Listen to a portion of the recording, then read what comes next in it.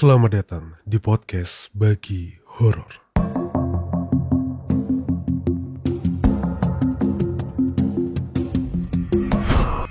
Assalamualaikum warahmatullahi wabarakatuh. Salam sejahtera, Om Swastiastu, Namo Buddhaya, dan salam kebajikan untuk kita semua. Kembali lagi di podcast Bagi Horor. Dan tentunya masih bareng aku Arga yang akan menemani kalian selama beberapa puluh menit ke depan dan membacakan cerita-cerita horor yang sudah dibagikan oleh para sobat horor. Sebelumnya aku juga mau minta maaf kalau misalnya suaraku nanti kurang maksimal. Mungkin agak batuk-batuk. Mungkin yang nonton live-nya podcast Bagi Horor kemarin-kemarin udah tahu ya. Jadi akhir-akhir ini kena flu, kurang enak badan. Barusan aja habis dari kamar mandi, keluar semua isi perut.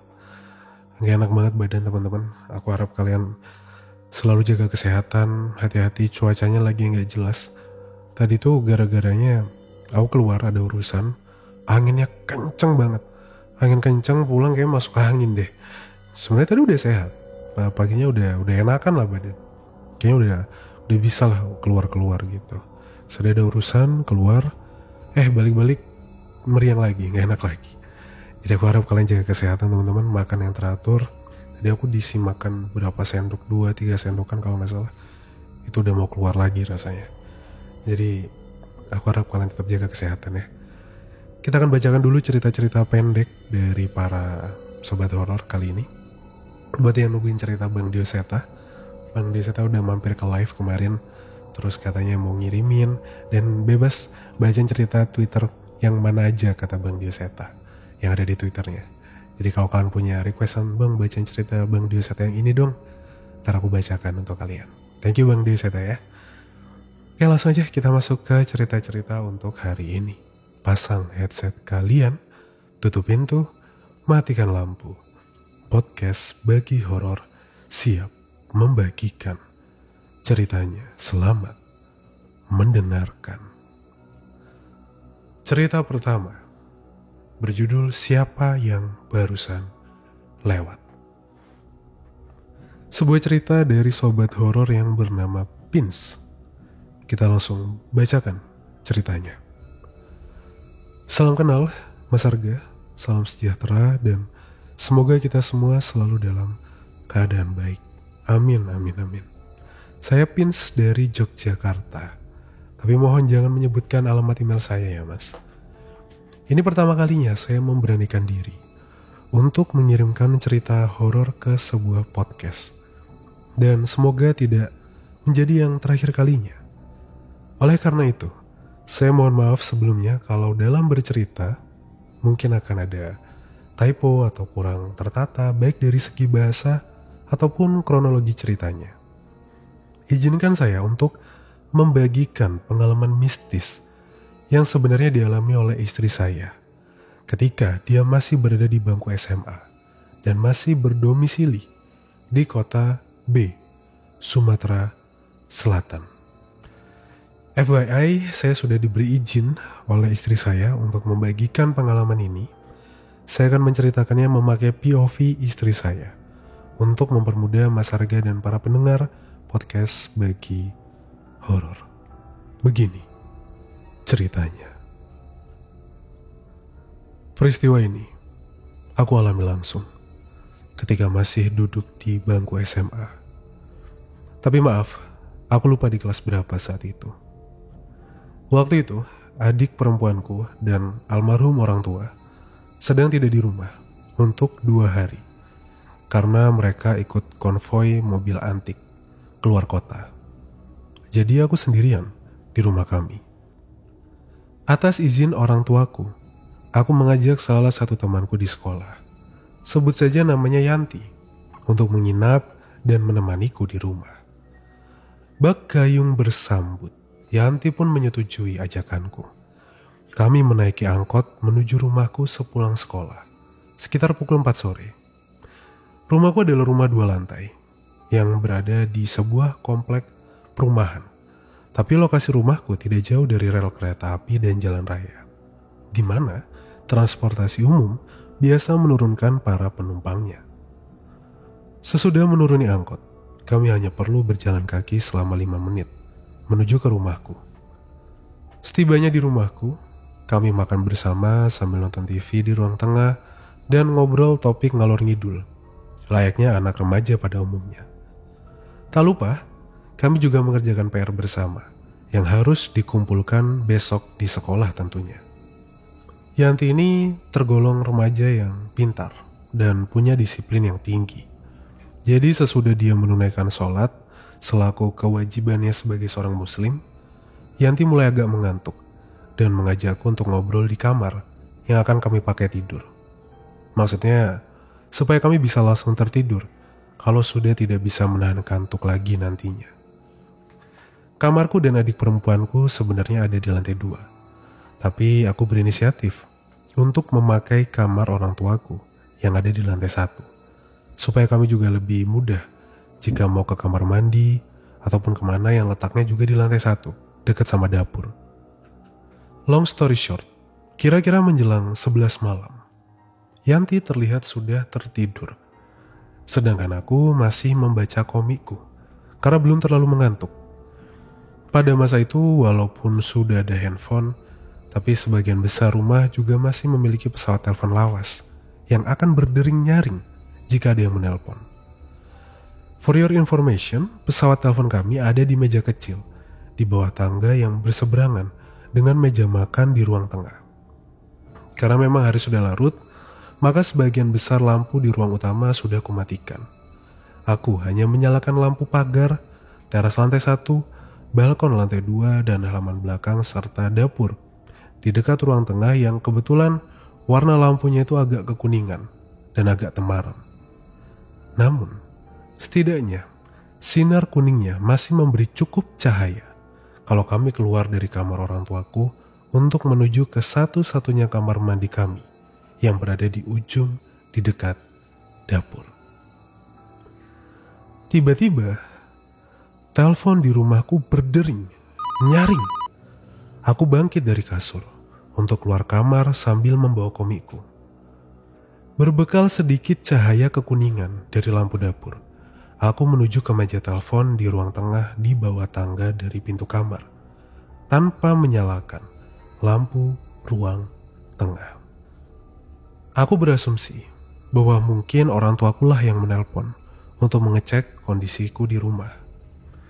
Pada deringan kedua, kuangkat telepon itu. Kata halo yang kuucapkan sampai 3 kali dengan jeda 2 detik di tiap katanya tak kunjung terbalas dari seberang sana. Kututup telepon, lalu kembali ke kamar orang tuaku, di mana Yanti dan aku pakai untuk tidur malam itu. Tidak sampai 5 menit, telepon kembali berdering, nyaring. Kali ini kutunggu sampai deringan kedua, barulah aku bangkit, berjalan keluar kamar untuk mengangkat telepon. Ketika aku angkat gagang telepon pada deringan ketiga, tiba-tiba yang kudengar hanya nada telepon yang sudah terputus. Kututup lagi telepon sambil sedikit ngedumel, menggerutu. Tapi entah kenapa, di saat yang bersamaan, aku merasa ada perasaan aneh, menggelitik, membuat bulu kuduku sedikit meremang. Belum sampai ku rebahkan tubuhku di kasur, telepon berdering nyaring untuk ketiga kalinya. Terbesit rasa jengkel di hati yang membuatku ingin mengabaikan. Namun aku mencoba berpikir positif dengan kembali berasumsi bahwa mungkin saja kali ini orang tuaku benar-benar menelponku. Sesudah meletakkan komikku di kasur, aku melangkah malas-malasan keluar kamar, menuju meja telepon di ruang tengah untuk ketiga kalinya. Gagang telepon kuangkat ketika masih berdering nyaring dengan posisi tubuhku membelakangi meja makan, sehingga sinar temaram lampu dapur itu menerangi punggungku. Alhasil, bayangan siluet tubuhku dengan pose memegang gagang telepon yang kuletakkan di telinga kananku terlihat jelas pada dinding di bawah tangga di hadapanku. Kali ini aku tidak langsung mengucapkan halo, tapi aku menunggu suara dari seberang sana yang kuharap membuka suaranya lebih dulu. Kutunggu sekitar 5-10 detik. Tapi sia-sia. Hanya ada keheningan di seberang sana. Ketika keheningan itu sedang ku nanti dan ku telaah, tiba-tiba aku melihat dengan sangat jelas di dinding di hadapanku sebuah bayangan siluet seseorang yang dipantulkan sinar lampu dapur yang bergerak melintas agak cepat dari arah pintu kamar orang tuaku menyeberangi ruang tengah untuk menuju dapur. Spontan aku menoleh ke belakang sambil menutup pelan gagang telepon dan memanggil nama temanku. Yanti? Yan? Karena tak ada sahutan dari temanku, aku melangkahkan kakiku menuju dapur untuk mengecek kamar mandi. Jarak dari meja telepon yang berada di ruang tengah ke dapur sebenarnya hanya berjarak sekitar 10 langkah mungkin secara diagonal ke arah kanan, sama dengan jarak langkah dari meja telepon ke pintu kamar secara diagonal ke kiri. Saat aku mencapai mulut dapur, aku menoleh ke kiri untuk melihat pintu kamar mandi di ujung. Ternyata pintu kamar mandi dalam posisi terbuka, lebar, tanpa siapapun di dalamnya. Sontak bulu kuduku meremang. Lalu secara refleks, aku langsung berbalik badan dengan setengah berlari, segera masuk ke kamar orang tuaku dan menutup pintunya sembari mendapati Yanti yang tertidur pulas, memeluk guling. Tanpa pikir panjang, aku perlahan naik ke kasur supaya tidak membangunkan Yanti, lalu menarik selimutku dan mencoba menenangkan degup jantungku dengan mendoakan doa-doa yang tentunya aku hafal di luar kepalaku, yaitu doa Bapa Kami dan Salam Maria, hingga berulang beberapa kali. Sampai akhirnya, aku terlelap entah di jam berapa. Dalam lelapku sempat terlintas pikiran bahwa meskipun aku sangat terkejut dengan apa yang kualami, tapi anehnya aku tidak merasa terancam ataupun seakan dalam bahaya. Pagi harinya, aku dan Yanti bangun untuk bergegas berangkat bersama ke sekolah, tanpa niatan dariku untuk menceritakan kejadian yang kualami, supaya Yanti dan teman-temanku yang lain tidak takut untuk berkunjung ke rumahku. Khususnya jika sewaktu-waktu aku perlu teman untuk menginap lagi di rumah. Satu-satunya orang yang kuajak bicara tentang kejadian yang kualami adalah almarhum ibuku. Karena mereka semua tiba di rumah hampir bersamaan waktunya dengan jam pulang sekolahku pada hari itu. Ibuku dengan santainya hanya berkata, "Oh, gak apa-apa mbak, dia cuma mau ngecek kamu aja itu." Sekian cerita kejadian mistis yang dialami oleh istri saya. Semoga Mas Harga dan para pendengar setiap podcast Bagi Horor dimanapun berada merasa terhibur. Mohon maaf apabila ceritanya kurang menyeramkan. Dan terima kasih untuk kesempatan yang diberikan kepada saya. Jika cerita ini dibacakan oleh Mas Harga, semoga Mas Harga dan kru sehat selalu dan podcast Bagi Horor semakin jaya. Salam sejahtera. Pins.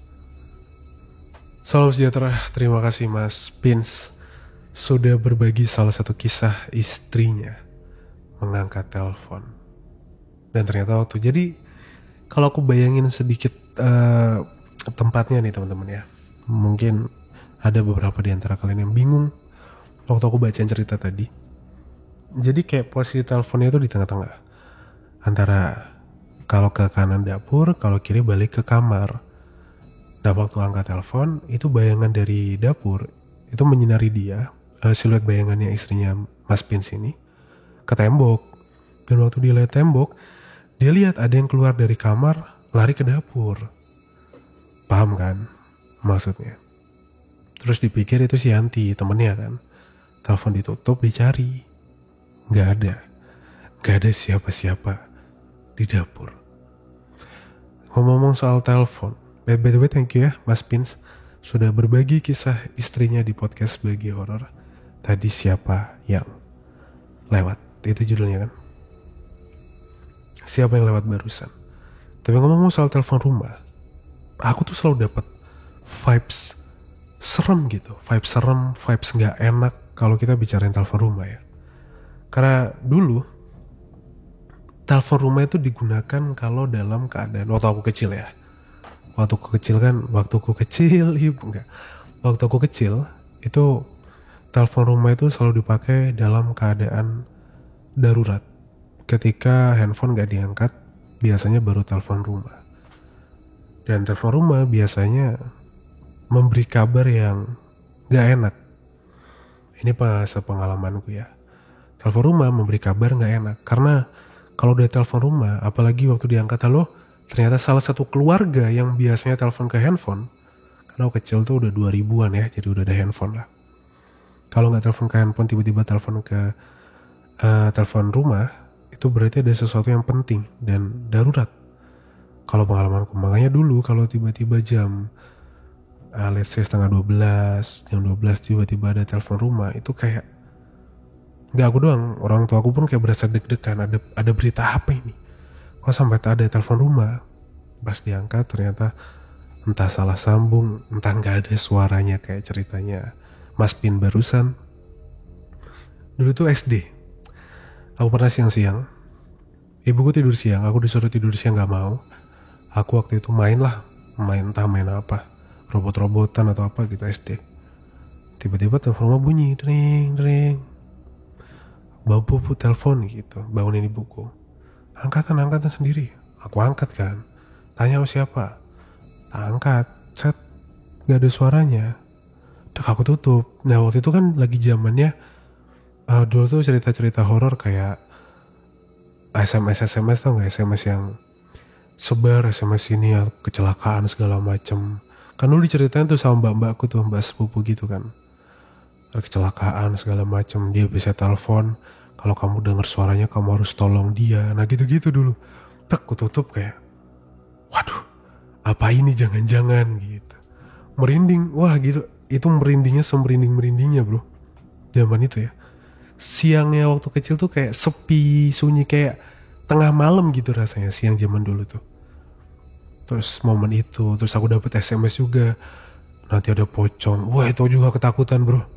Aku matiin, aku beresin mainanku, lari ke kamar tidur.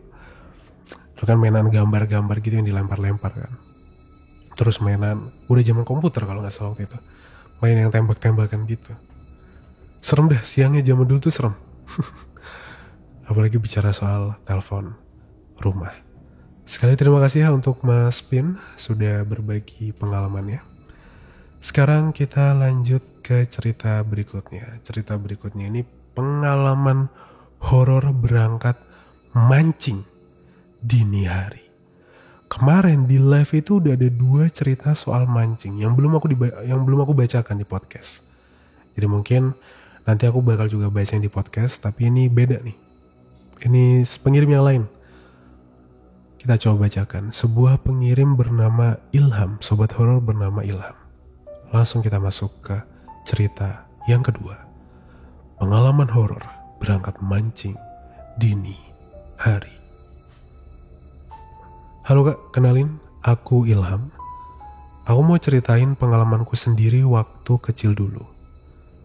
Jadi kelas 3 atau 4 SD, aku sering diajak mancing di waduk sama ayahku. Jarak waduk ini sekitar 1 jam dari rumah dan harus melewati perbukitan. Karena tipe waduk yang ada di Pulau Jawa ini rata-rata memang ada di perbukitan. Bener kayak sarangan itu waduk bukan ya? Telaga gitu kan, kayak danau kan. Hampir setiap weekend, aku dan papaku pergi mancing ke waduk dengan inisial W. Jadi spot mancing di waduk ini itu hanya ada beberapa titik.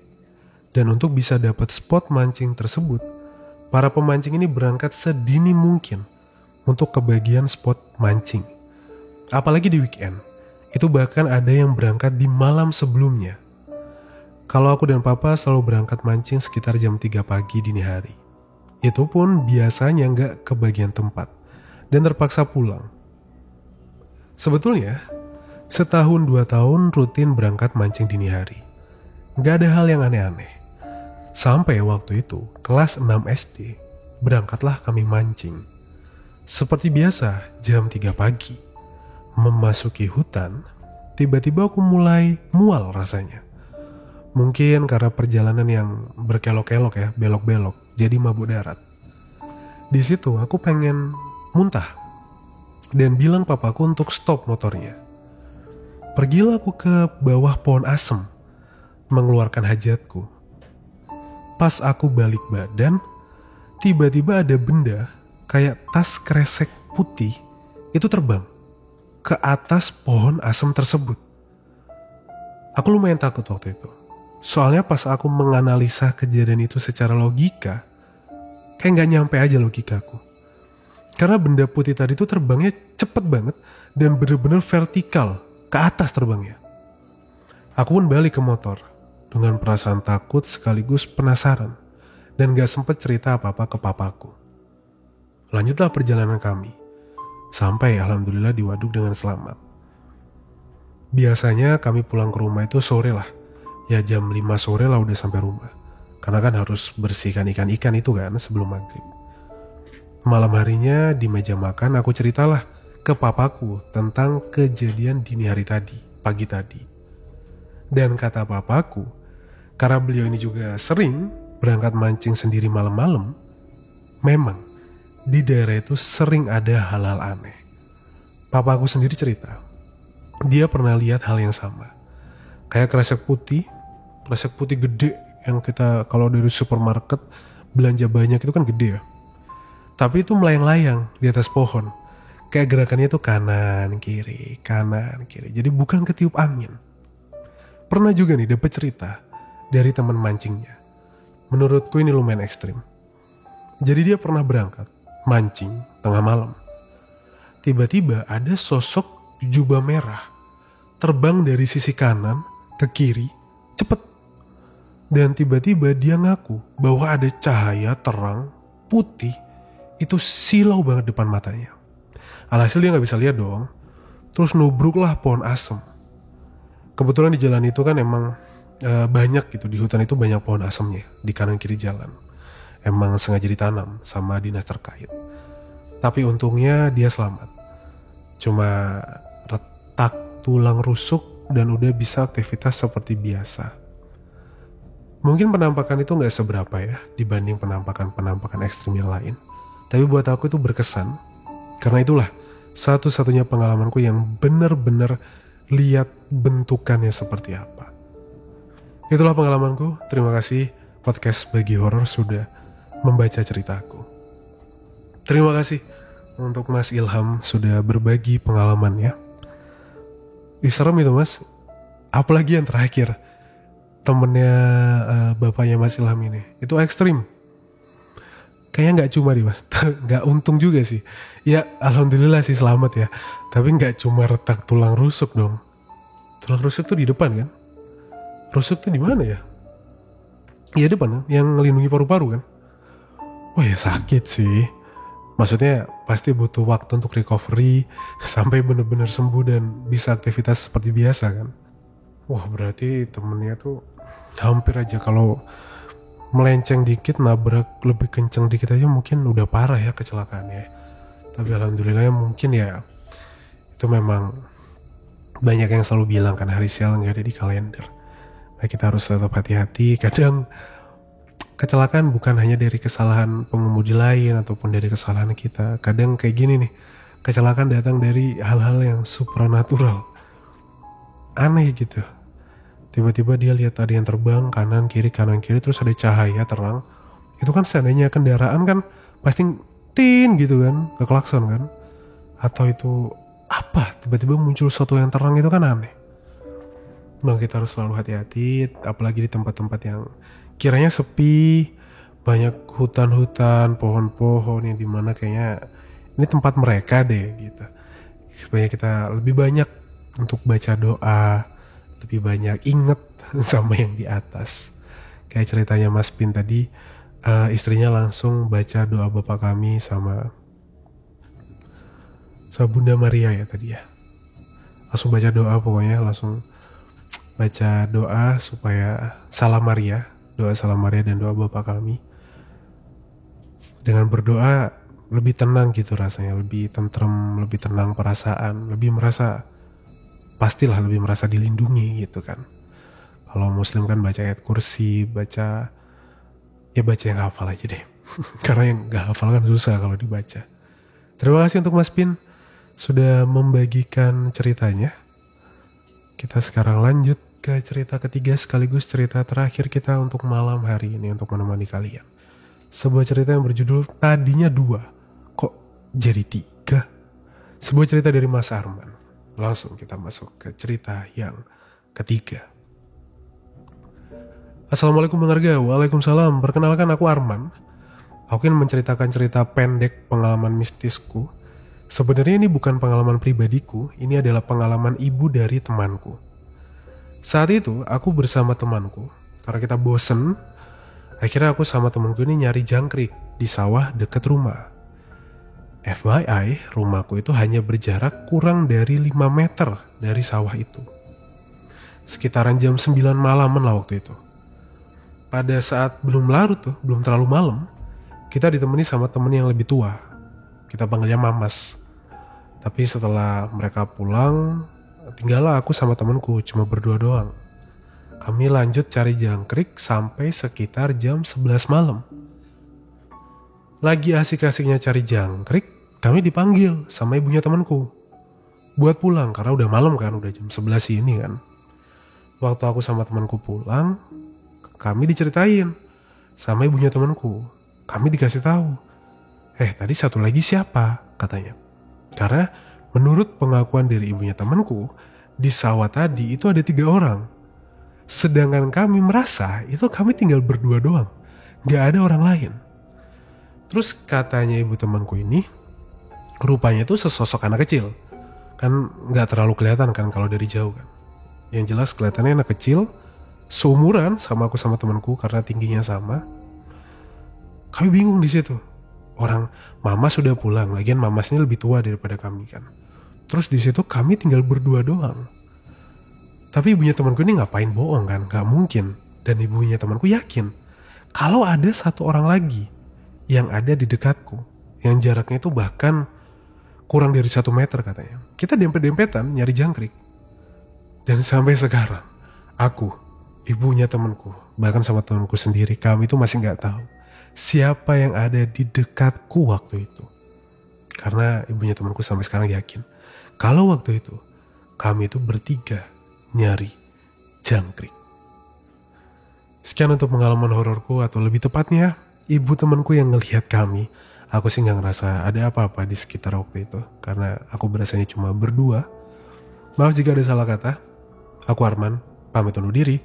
Wassalamualaikum warahmatullahi wabarakatuh. Waalaikumsalam warahmatullahi wabarakatuh. Terima kasih Mas Arman sudah berbagi ceritanya. Anjir, serem gak? Seremnya tuh gini, kan dipanggil, misalnya Jono pulang Jon sini, berdua kan sama Arman lari, dokter. Loh, itu satu lagi nggak diajak temanmu yang tadi pulang kemana? Loh, bingung nggak tuh? Tapi aku cuma berdua. Wah, berdua apa? Orang tadi jelas bertiga, kok nyari jangkriknya? Bingung nggak tuh? Lagian ngapain ibunya temannya Mas Arman ini bohong? Atau kecuali sengaja bohong biar anaknya nggak nyari jangkrik lagi, nggak tahu ya. Biar takut nyari jangkrik malam-malam. Nah itu tuh, kira-kira menurut kalian yang masuk akal yang mana? Coba tulis di komentar. Oke, terima kasih buat yang sudah dengerin hari ini. Terima kasih juga para pengirim cerita hari ini. Ada tadi Mas Pin, ada Mas Arman, ada juga tadi Mas Ilham. Terima kasih untuk ketiga pencerita kita di malam hari ini. Kalau kalian punya pengalaman, silahkan berbagi di podcastbagihoror@gmail.com atau bisa melalui Google Form yang linknya nanti aku tinggal di deskripsi dari episode ini. Terima kasih semuanya, keluarga, pamit undur diri. Mohon maaf kalau ada salah-salah kata, dan ingat, anggap saja cerita di podcast Bagi Horor cuma hiburan semata. Ambil positifnya dan buang negatifnya. Wassalamualaikum warahmatullahi wabarakatuh. Selamat malam dan selamat istirahat.